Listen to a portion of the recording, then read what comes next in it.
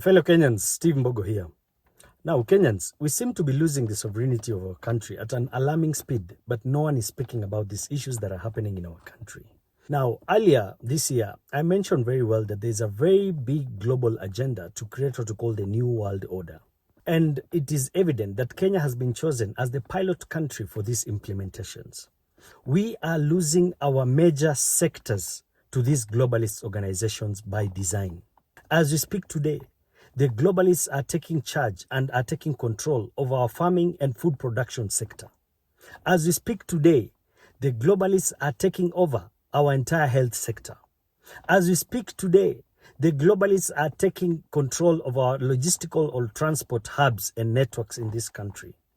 As we speak today, the globalists are taking over our energy sector. As we speak today, our entire educational sector is also in their hands. We saw that the central bank also approved one of the globalist organizations to set a farm in this country in the name of JP Morgan. And now they are coming for the economical sector or the banking sector. Now remember that he who feeds you and he who controls your movements and he who controls your health and he who controls your money and he who controls your educational level controls you fully. Now, Kenyans, we are busy discussing politics of replacements of the deputy president and all these shenanigans that are going on. But these are issues that we can replace. The deputy president can be replaced. The president can be replaced. Any leader can be replaced. But you cannot replace the sovereignty of our country once it's lost. So I want Kenyans to take keen and understand that this is a very big global agenda to take over this country. Today, they've taken over the entire farming sector and food production through policies. And these are policies that started 5, 6, 7 years ago. The seed policies, the livestock policies, the agricultural policies we are seeing and land policies are all towards ensuring that no one is able to afford or do farming in this country and create a leeway for the globalist organizations to take full control of the agricultural practices in this country. Today, we are seeing implementations in the health sector, creation of things like SHIF and SHA that no one seems to understand what they are. These strategies are simple to ensure that there is total control of our health care. That is to ensure that there is total implementation of the vaccine mandates, total implementation of what we call the transfer of properties from individuals to globalist organizations through this healthcare system. And it will come, my brothers and sisters. They are taking over the entire energy sector in the name of one of the biggest companies, Adani, that it's able to do power lines. And it's very sad that some of our leaders are now approving that Adani is a very good organization. Do your home ground check. Look at the situation of Adani with the Bangladesh government. They are crying because of Adani taking control of their energy. Remember that he who controls your energy controls the country. They will decide when we will have energy and when we will not have energy. So it's about control. Today we are seeing our major transport hubs, like the airport, has been taken over by these globalist organizations. And Kenyans should do an independent research, and you'll find out that Adani is one of the biggest organizations in the World Economic Forum. And the World Economic Forum is the leading organization that is creating what we call this implementation of the New World Order.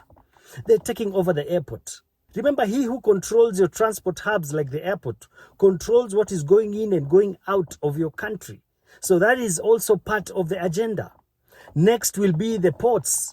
Next will be the railway lines. We are going to see all these things being implemented here. Today, as we speak, there's total chaos in the education sector.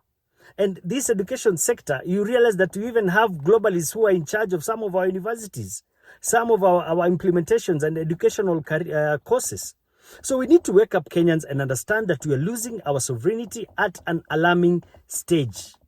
Today we are seeing the implementation or the globalist organizations coming in also to take charge in the banking sector. Remember, I told you, one of the biggest agenda is to create what we call a one world currency. And the world currency entails what we call the central bank digital currencies. And we know these organizations are not coming here to do the normal banking activities. They are coming to implement the central bank digital currencies, which will be connected to your biometric digital ID that the Kenyan government in itself has said very soon they are going to implement the the digital identities, the biometric scanning of your eyes and your thumbprints, and this will be connected to your bank account in the name of central bank digital currencies.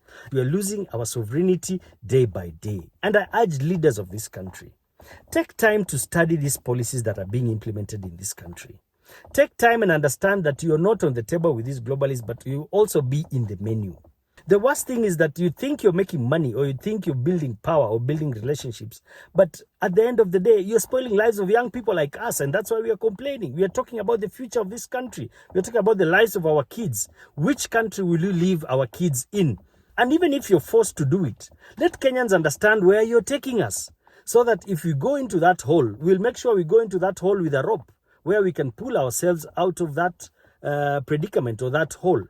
So I urge our leaders, please, all these policies that are being implemented have a very big global agenda. Take your time, study, and look at what is happening globally. And you'll understand that most of these policies that are being implemented here by the Bretton Woods institutions, by the World Economic Forum, by the United Nations, by the World Health Organizations, are all geared towards one agenda, and that is the New World Order agenda. So leaders, you need to wake up and understand that this is our country. We don't have anywhere else to go, but it is our obligation. It is our patriotic duty as Kenyans to come together, because no one has a monopoly of wisdom. Let us have a collective thinking on how to solve these problems we're experiencing. And let us start discussing the main issues and the main problems in this country. These are some of the main problems we're experiencing as Kenya. Forget about these political shenanigans, who has this position and the other one was. We've seen leaders before them. We will see leaders after them. But let us not lose our sovereignty. Our forefathers fought for this country to have this independence. Our forefathers shed blood for us to have this freedom and this beautiful country. Let us not let Kenya go down the drain at this alarming speed while we can control it at an early stage. Kwa hayo machache wa Kenya, amukeni.